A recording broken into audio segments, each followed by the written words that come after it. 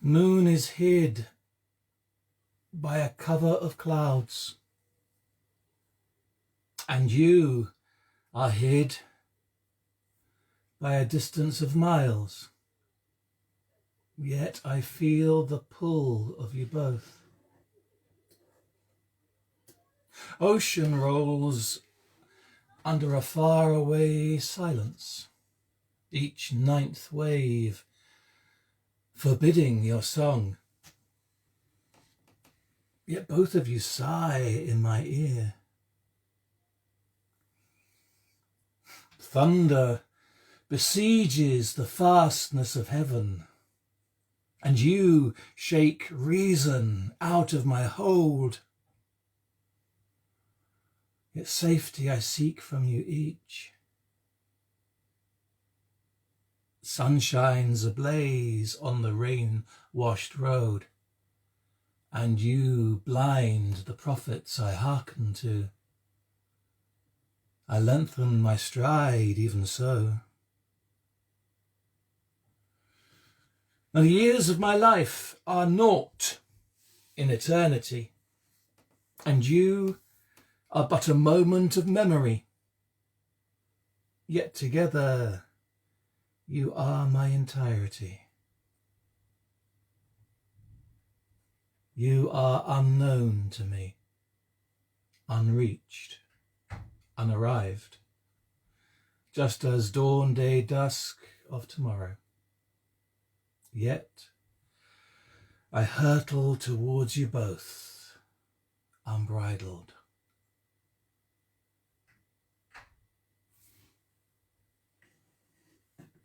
Hello, good afternoon, Friday, 4 o'clock. If you've watched before, I'm hoping you'll notice a difference in the picture quality because I'm filming to my phone camera this time. Though it does have these little problems because I can't actually see now what I'm recording. I've set up a little mirror in the back to give me a bit of an idea. You might have noticed if ever you take something in a selfie mode, it's actually a mirror image of you. I don't know if that affects us when we see, hey, we take a selfie, it's actually taking a mirror shot. So, thank you for joining me, as you have joined me, and that first poem I jumped into at the start, I'm going to repeat that later on.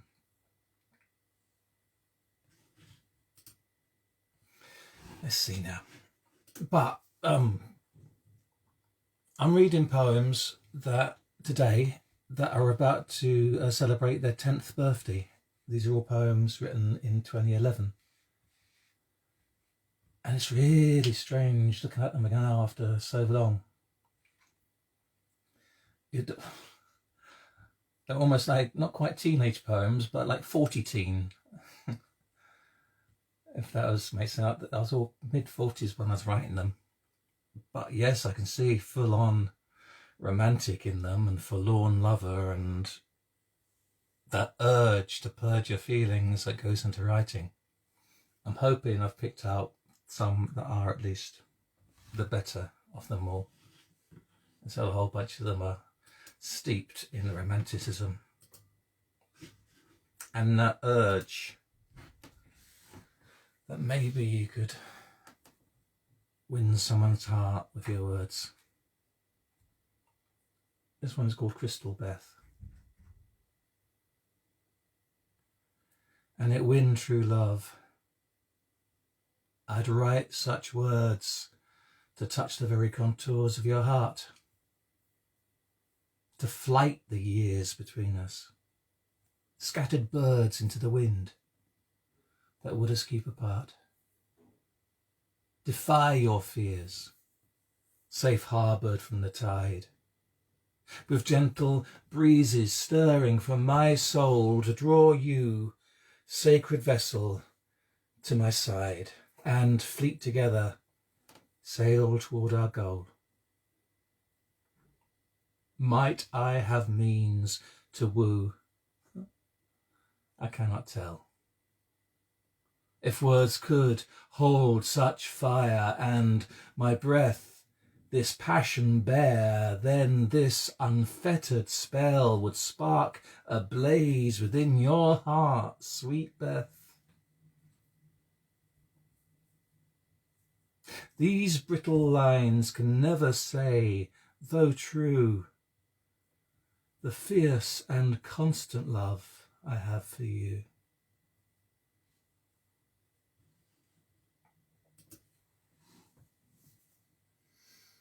Genuinely, I did have a message one time from a fella asking how he might use poetry to paraphrase to get the girls. I never answered because, what? I've never, maybe that's part of some wish fulfillment in imagining that maybe you could affect someone's feelings towards you in a way. But no, I don't think it's happened yet. Moon.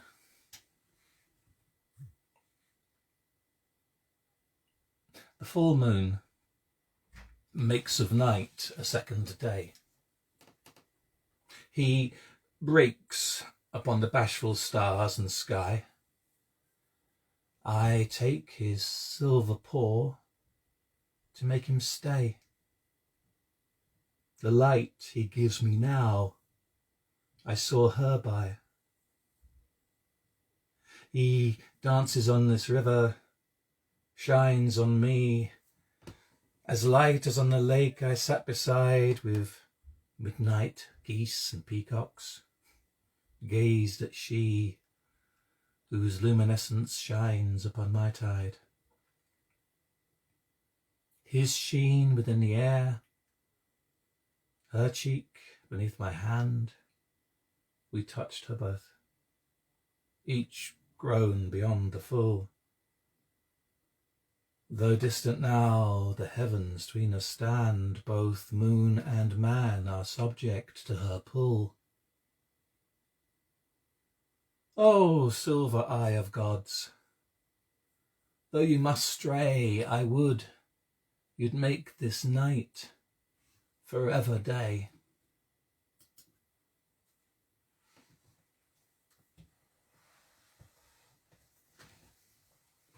And in the same vein, this one called Morecambe Bay.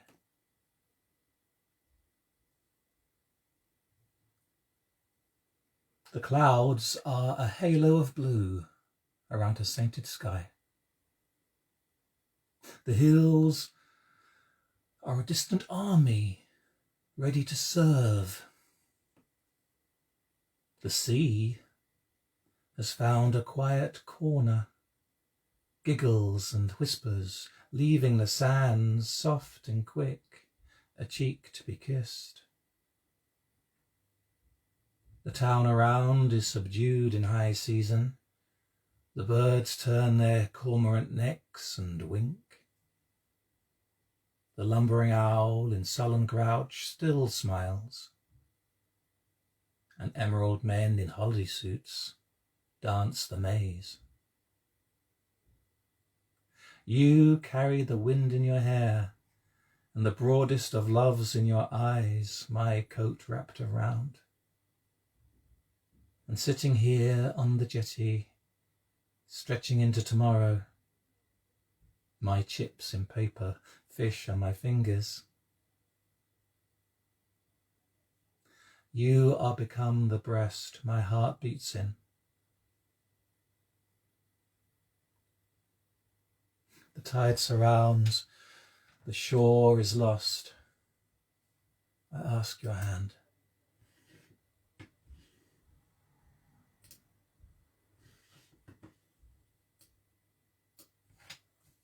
Strange thing. Sometimes I wonder if some of these are actually writing about love. Sometimes I think they're more about learning about self, learning who you are, learning who another is. As if love is so often used as a substitute for growing and healing and self-knowledge. the way we project ourselves into the world, find things to bounce off. This is one called Brittle. I imagine I'm in love with you. I say imagine. I carve detailed miniatures of life together, of weddings and babies and flying in bliss and knowingly being known. Imagine. Etch them into my skin like a convict's tattoos. I say I, but who is this man who falls to the floor, rolls, nails in his palm, hair on fire, rutting with walls, bites his lips away? I, skinless beside you, headless, eyeless, unknown to me. I say in love. I fetter your ankle with silver disease, magical bonds, with thorns, overgrown in the garden around, razor wire bouquets. In love, I keep you captured, hold your life in ransom for a kiss. I say with you, 'tis you, in body, in all I can know, in all I can reach. When you are still so far, and so not mine to breathe. With you, I love alone, in solitude. Your with is a word for another. I imagine I'm in love with you. I imagine I'm not. Foolish daydream, silly desire, nightmarish vision, impossible wish.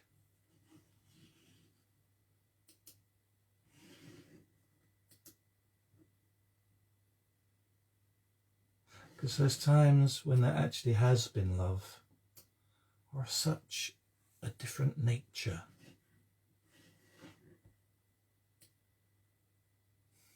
As if trying to make up for the lack of something by imagining something false. I don't know. This one, though, I think it probably is quite an accurate picture of times and experiences and feelings felt. Titled, "The Case is Altered." The case has been. I have cried, so have others, out loud, a shout in the water meadows, thrown from the hill, for her name, for the feeling of feeling her ebb like a tide into desert and drought. I have fallen, amongst others, unmanned, bleeding, into the dirt, into the sweat-soaked carpet, for her touch, for the memory of burning skin upon me and within, now absent never again. I have screamed, hear the voices, from the root, roar, into beds of dust, into frightened stars, for her sound, for her breath in my coiled ear, now silent, drowned in deafness and nevermore here.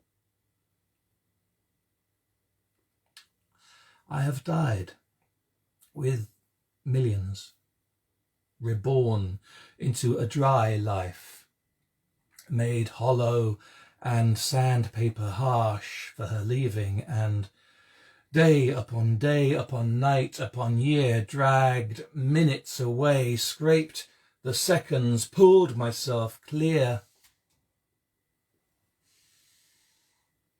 But such is the case for my replenished self, and perhaps for one other, that a word or glance, lightly given with less than a spit from your lip, would have that undone, and all to do again, should you but whisper, come.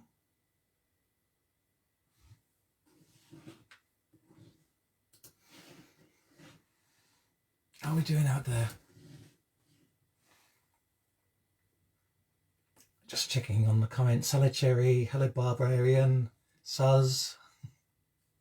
Thank you for joining me. I hope the sound, I hope the vision's good.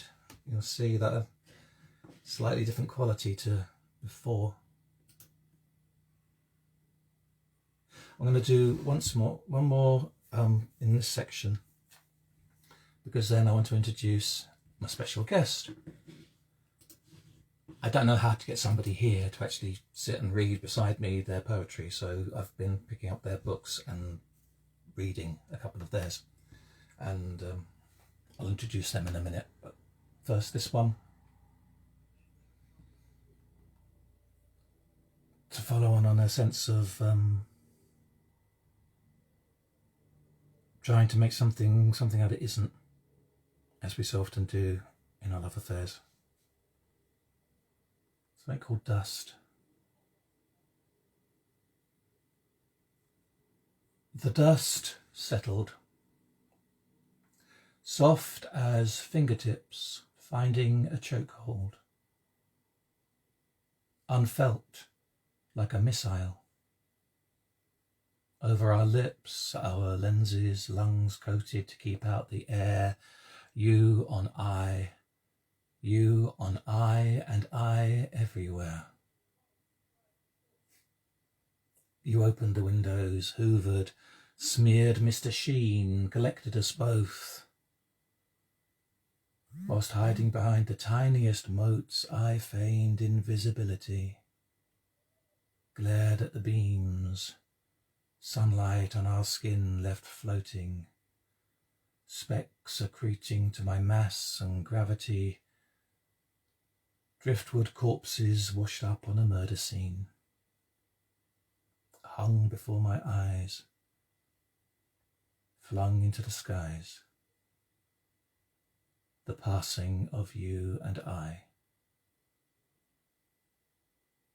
in silence, died in the dust, eaten even, breathing to live.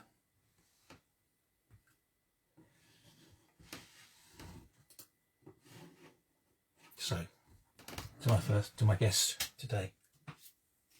I've done this for each of the sessions that I've done this month, and this is my first male poet in the bunch, and I hope he doesn't know I'm doing this. I hope he won't mind.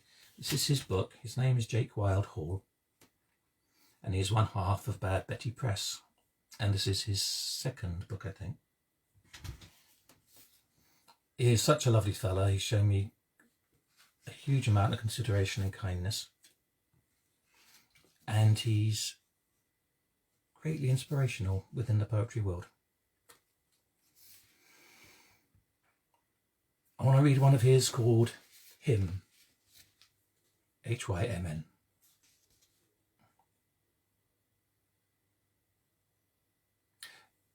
This is the longest my nails have been in relation to my anxiety. I paint them, joy and relief, hope my life will reflect them. It does. I am too lucky to be melancholy, too in love for that. 2 new footsteps in my house, posting too many books, tweeting too many things, joy on my Instagram story, dad jokes on my Facebook. You are in bed, painting your toenails and hoping for breath. My child asks me to replicate her joy, so I read books and switch to cartoons when my family calls. I wonder how many more times it will not be bad news. How loud I will play the cartoons when it is. I don't leave the house. I am worried I will get the call in public, both me and my daughter crying in the ball pit. Soon I will call my mum, and she will be so sad, and I can't be strong for her. Soon my uncle will break. Soon my grandmother, who I didn't know could, will freeze over. She will not be the woman I grew up with. Who would be? Soon your siblings will carry you. Soon the relatives will see each other when it's not Christmas or a wedding. Soon you will leave a widow. No matter how many times we say we are lucky for the time we have had, it'll be too soon. It is always too soon.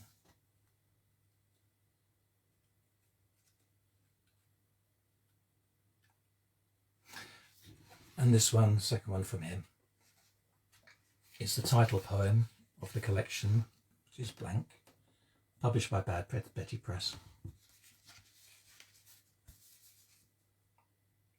Blank. Blank. Wake up. Fall asleep. Blank. Pick it up. Put it down. I shouldn't. But why? You're missing the point. Blank. Back to the start. When was the start? I am losing my days. I'm fine. No, it's not. Blank. Roll. Then again. Fine. Then again. Try this. It has no effect. Blank. Sleep is cause and effect. Blank. It has no effect. No more relief. Maybe this is the end. Roll. Blank. Roll. Then again. Fine. Then again. Try this. It has no effect. Blank. Wake up. Fall asleep. Blank. Pick it up. Put it down. I shouldn't. But why? You're missing the point. Blank. Sleep is cause and effect. Blank. Back to the start. When was the start? I'm losing my days. It's fine. No, it's not. Blank. It has no effect. No more relief. Maybe this is the end. The first time you feel this, it will be infinite, not in a good way. Your day will drag like fingernails on chalkboards. You will ask yourself why the sun in a clear sky is ugly. The morning will be an itch you can't scratch. Human contact, a necessity. The sun will go down. Stars will go out. the heavens will be empty.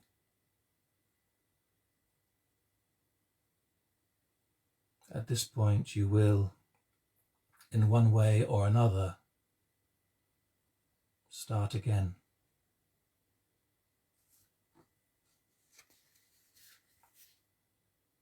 It was a blank title poem of his pamphlet by Jake Wildhall.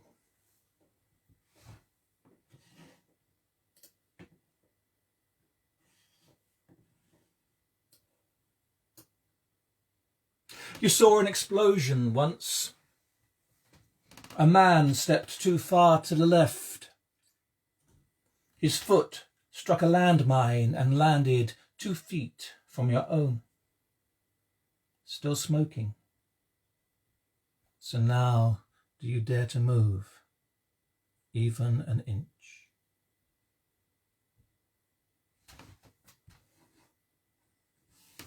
Another one from 10 years ago called Minefield. I'm hoping as we go towards the end that the rest of these will be a bit more cheery. 2 from 10 years ago I particularly want to read because in a way they put me in mind of Jake. A number of his poems are about his joy in being a dad. And so these 2 concern babies and parenthood. The first is called Growing Pains. Golden souled, child traces mother's scars on belly and her breast, dabs puffy club fingers into eyes welling blue from heartbreak never guessed, screams delight at running, skipping steps discovered, fast legs and glee in speed, trips falling into tears, screams for hurt deeper than any known ever in the short life of a knee.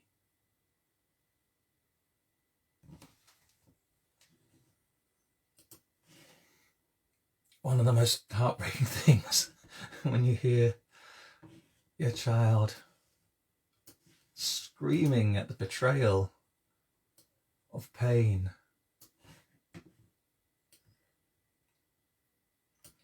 And this one also for Jake called Boy. Newborn, free of the womb, a mudpie of flesh, blood, snot and paste. Limbs fly out like lightning strikes in his daddy's eye. The baby takes him, clean, and teaches how to kick, smile, bounce and poo, send golden rainbows across the sky. Lifts himself bum first into the toddler's care, rumps him across a rug to push a couch, a chair, a knee into standing, then bottom to floor like a moon landing. The bigger boy teaches him words, why, the shapes of cars and how not to cry. Big wheeze, standing up, riding a bike and pavement scars. A line of schoolboys, each year new, worn like an oversized uniform, fights and tears to the knee, scuffed hair, shows 'em around how to smoke, swear what the girls have wear. Rough lads, squaddies go through the drill with live ammunition in pub-to-pub combat, flesh and hair exploding into men, into girls with no protection. The man takes up the baby. The boy carries him, slung, a casualty of war, and a most precious thing, never seen before.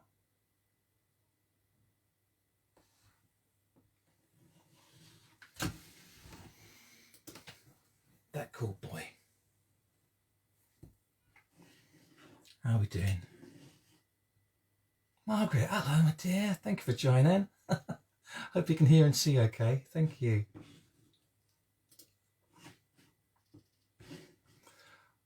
All those early ones at the beginning of this were a bit more of the romantic side.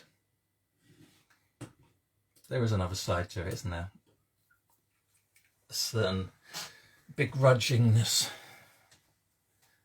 as expressed in this, called Coat. I still wear the coat you gave me. Might be seen as some kind of metaphor, I suppose. It keeps me warm. It keeps me dry. Pockets for my change, useful attributes for clothes. And, as we'll say, I have the lips you kissed, the hair you stroked, the ear you used to poke. How could I not?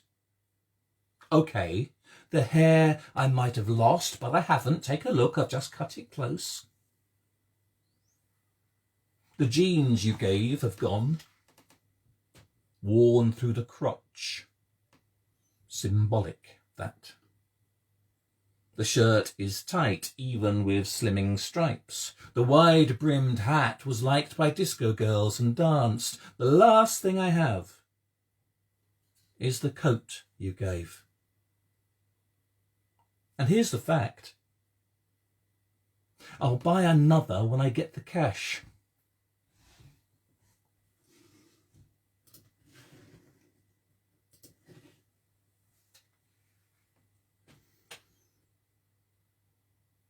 And something else, that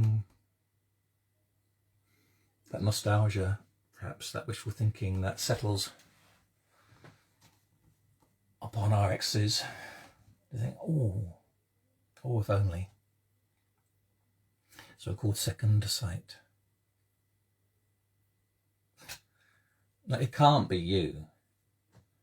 I do not remember your being so big. No, I don't mean big. You haven't ballooned, but being so tall, as broad as you are, so life-size, so new, so colourful, so uncovered with dust. My memory has you as something small, like a splinter or a flea to be scratched. It's a wonder I had not forgotten, but seeing you large as life, I wonder how I ever found room for you at all. There's the thing. I didn't. I let it pall. It couldn't be you, I told myself then. No.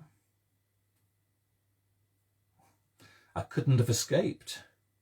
Your stride would outpace me, would keep me at your side.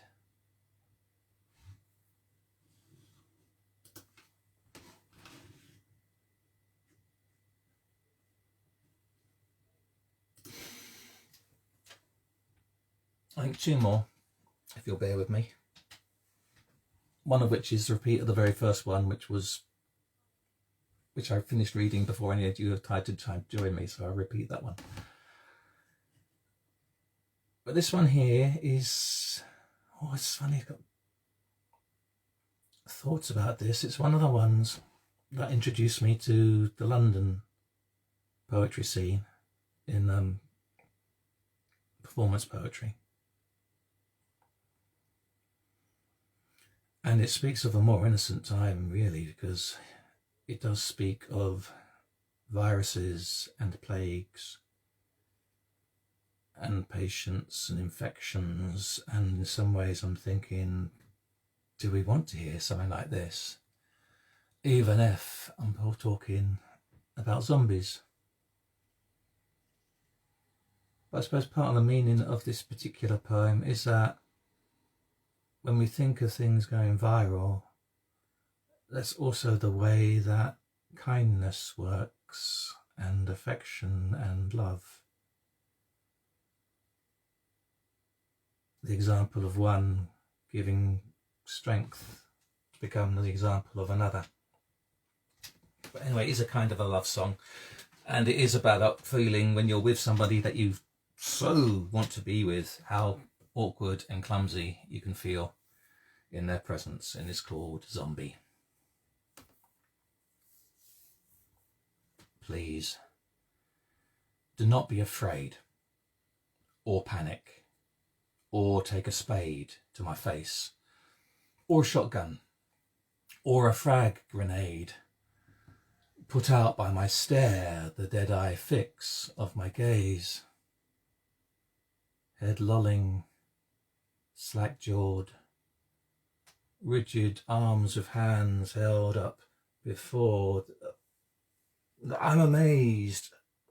Next to you, I shuffle, creep, lurch even, dragging in my feet, drawn by sound, by motion, by heat, by your running away. And yes, it's true, I want your heart, but not to eat. I'm just grateful, dead, to be near you, hit by your flare, your dazzle, your light, your flash of beauty, gunfire bright. By your smile, I am bit. For you are all that is quick and alive, vibrant, soft and succulent, doing whatever it takes to survive. I am the sick, the carrier, patient zero who dies whenever he's near you. I make this verse the virus to quieten your fear and widen your eyes to the wonder of the milling shopping mall crowd of humanity, teeming, brash and loud, brazen, bursting, not to be cowed by an undead existence, but rather endowed with a genius all for loving and living, surprising, refusing, involving, creating, even within a frenzy of berating, an infection of connections, of need for another, tender and forgiving, with you in the midst of them. The queen of the swarm, the killer bee, the top piranha, you massacre me.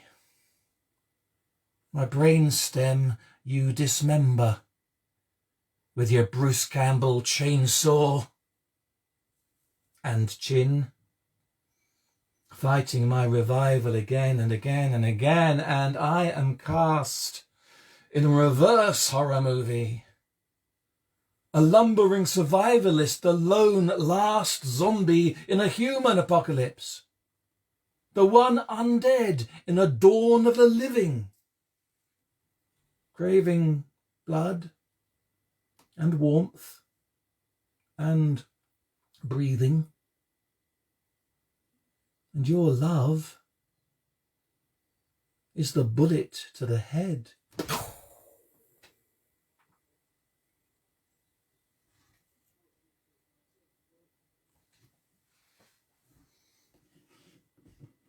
I just enjoyed reading that one, and it's been read in many, many places, in the open air and from benches, from stages, in the midst of a crowd. Silly but fun. So one to finish, which is a repeat of the very first poem I read, which was early on. And it's called The Moon is Hid. The moon is hid by a cover of clouds, and you are hid by a distance of miles. Yet I feel the pull of you both.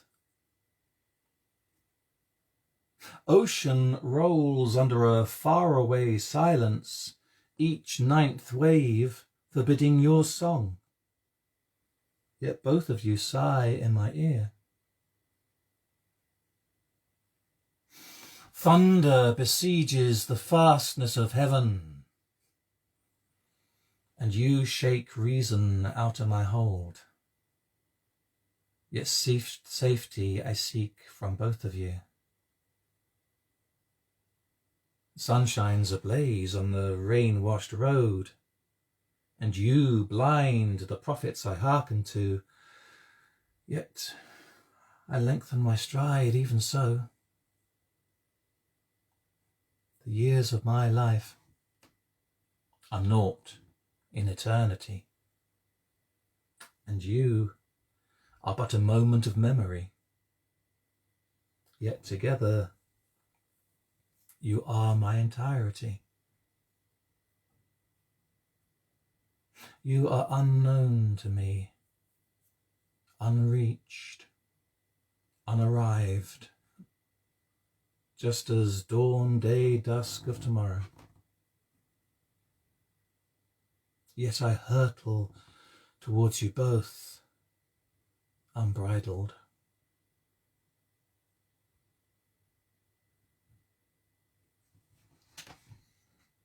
That was The Moon is Hid, which along with all the others of today's are 10 years old now. So it was like strolling through almost a foreign country.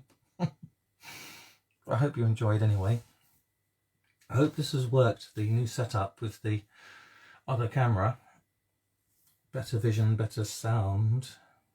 I can't quite tell now. I've been doing this kind of on the fly. I'll be able to check your comments and your hellos in a short bit. But in the meantime, thank you so very much for joining me today. I'll do some more the day after tomorrow, whenever that is. Wherever you are, keep safe, keep well, keep looking after yourselves and each other. And just see you soon.